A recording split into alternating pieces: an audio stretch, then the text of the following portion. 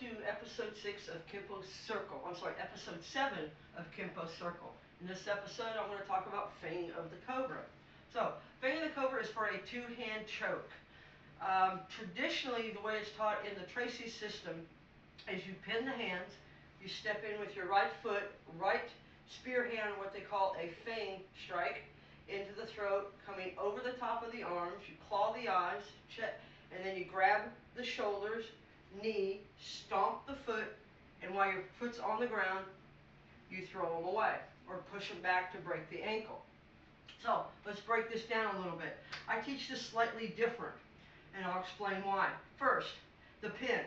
One of the first mistakes students make is they pin way too high up the arm. When someone chokes you or grabs you, you need to make sure you pin at the wrist, because if you've pinned too high near the elbow, you're going to bend those arms, which means this strike isn't going to become available.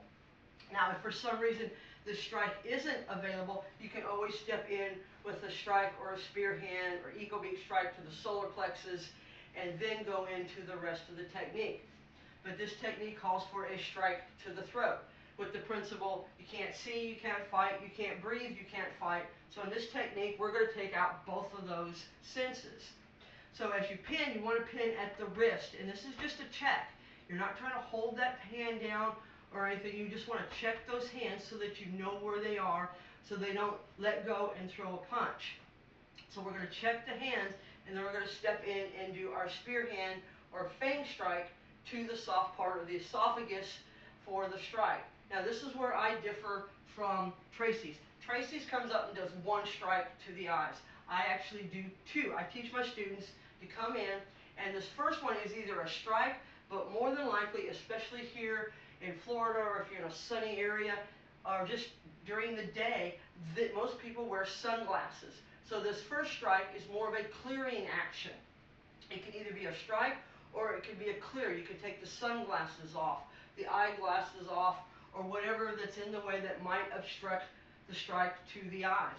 So as you come in, this will either be a clearing or a strike. Then the right hand will check the arms as your left hand strikes. This is going to be your primary strike. And you want to make sure the fingers are bent and spread apart. If you have them together and you hit the bridge of the nose, you're going to hurt your hand or your fingers. So you want to make sure these are spread, the fingers are bent, so if they tuck their chin or something, you accidentally hit the forehead, it'll have some give. Otherwise, you're going to go right to the eyes. And as I said, the right hand is either going to strike or it's going to clear. Then the right hand will check, and then the right hand will do the primary strike. Then from there, you're going to grab, you're going to knee, and then you're going to stomp on the foot. The other thing I see students doing is as they go to grab, they start looking down where that foot is, and you don't want to take your eye off your opponent to find a foot. So you knee them, and you just follow the leg down and strike that foot, top of the foot, with the ball of your heel. But don't worry if you don't get it, okay? So don't make this a primary. Don't sit there and try to find that foot to make sure you get that stomp in. Just knee and stomp. Whichever foot is available, it doesn't really matter. And once your foot is on them, you want to shove them. By shoving them, it's going to either break or dislocate that ankle. So at this point, they're having trouble breathing. They're probably having trouble seeing because their eyes are watery. And you struck them in the groin, so they're probably in a lot of pain, as well as you just stomped their foot and you threw them. So your chances are you've either dislocated or broken the ankle. You could have even torn some tendons. So now they're going to have trouble breathing, they're going to have trouble seeing, and they're going to have trouble walking. So you've knocked out three major ways a person can counteract you. But the key here is, one, pin the hands high, okay? Just way up on the wrist, and then step in and strike. So your first move should be this. You don't want to pin, then step, and then strike, because they're going to adjust, they're going to move you. Also, when someone grabs you, they don't usually choke you, okay? I know there's a lot of techniques for chokes, but rarely does anybody come up and just start choking you, okay? And then the reasons we have these techniques is because someone breached your critical distance line. And if you've got someone that angry at you that they're going to be choked, you should be aware of that. This usually comes into play more of someone grabbing you. Now, if someone grabs, or chokes you, doesn't matter. They could be moving you around or shoving on you. So you want to get yourself stable. You don't want to stay in your neutral stance as they grab, because they can push you, pull you, and make you off balance, which is going to be hard for you to counter and defend yourself even further. So as soon as they come in and start to grab, immediately step in and strike that throat. Don't wait until they've got a good strike down or a good grip. Immediately strike. Then from here, depending on what they're wearing, how are they dressed, you're going to come in and you're going to claw. Now this could be a claw, like I said, to clear glasses, sunglasses, reading glasses, it doesn't really matter. And then the hand will check. We want to check this hand and not let it go and just let the hands go, because we want to know where these hands are in case they try to throw a punch or counter what you're doing. So as soon as we strike the throat, that should back them off, and it should cause them to start buckling and trying to go down because they're having trouble breathing. They're also going to want to bring their hands up. So if you lose your grip, that's another reason for this claw.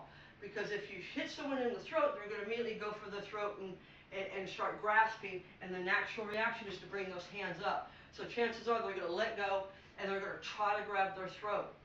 So this may be a clearing action just to clear those hands away from the face so that you can get an eye strike in.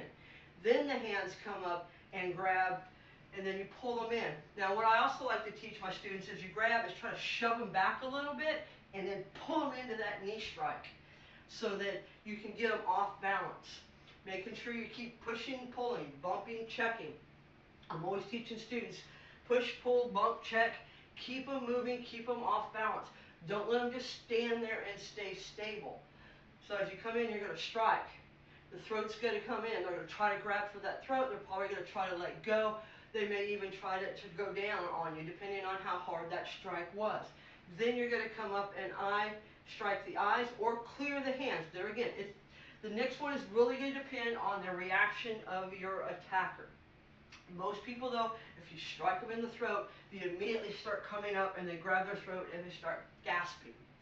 So we're going to need to get those hands out of our way so that we can make sure we have a clear strike for the eyes.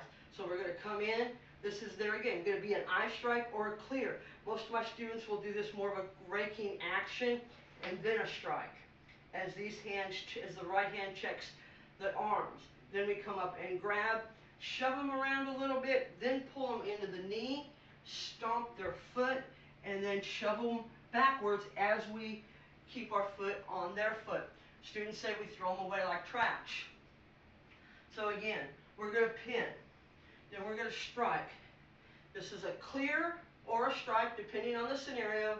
Check, then definitely a strike. Grab, knee, stomp, and throw them away. Okay? Again, pin the hands. Okay? This is important. Anytime anybody grabs you, we always want to check that hand so we know where it's at. It doesn't matter whether it's a side grab, a front grab, a back grab. We always counter grab those hands, or we check them or pin them so that we know where they're at. I prefer if someone grabs me because now I know where one or both hands are at, which makes it easier to defend if you can do it quick enough. So, pin, strike, over the top, clear or strike, check, strike, grab, knee, stomp, keep your foot on that leg, and then throw them away. And there again, don't focus on the knee. In other words, I don't want to see students going 1, 2, grab, and then looking for that foot to stomp it. Just bring the knee up, try to follow that leg down, and then stomp and throw and push them back. Okay? Again, we're going to pin, step in and strike, come over the top. There again, this is going to be a claw. You could be flipping the hat off. If they have their hat down low, you may want to get rid of the hat. If they have sunglasses or reading glasses, you want to get rid of those so that your next strike comes in. Even if they're wearing, doesn't matter, a mask or whatever, you want to get whatever is in your way out of the way. So you're going to come in and claw or strike. Then this hand is going to recheck. There again, we're not going to really be pinning at this point because if you've got this first strike in, they're going to let go. So we're going to check those hands. As this hand comes down, we're just going to come over the top and check as we strike again with this side. Grab them, knee them, stomp, and throw them away. Okay, from here, pin and strike. So, one move. 2, 3, 4, 5, 6, if you're doing it by the numbers. So we come in and strike, come over the top and strike or clear. Check, strike, grab, knee, stomp, and throw away. Okay? Again from here. We're going to pin. So as soon as someone comes up and grabs you, pin them and strike. Now a lot of people ask why we do this, and we do self-defense techniques because someone's gotten into our critical distance line. And we teach different techniques for different situations to teach you different ways to deal with that situation.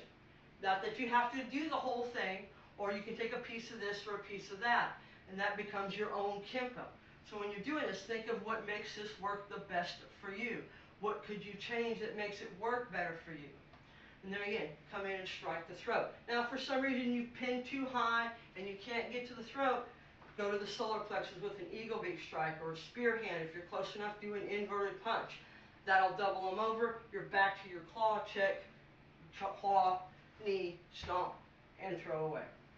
Okay, I hope that helps you better understand the technique, Fang of the Cobra, and I hope you enjoyed this episode of the Kenpo Corner. Until our next episode, keep moving forward, and I can't wait to see you in the next video.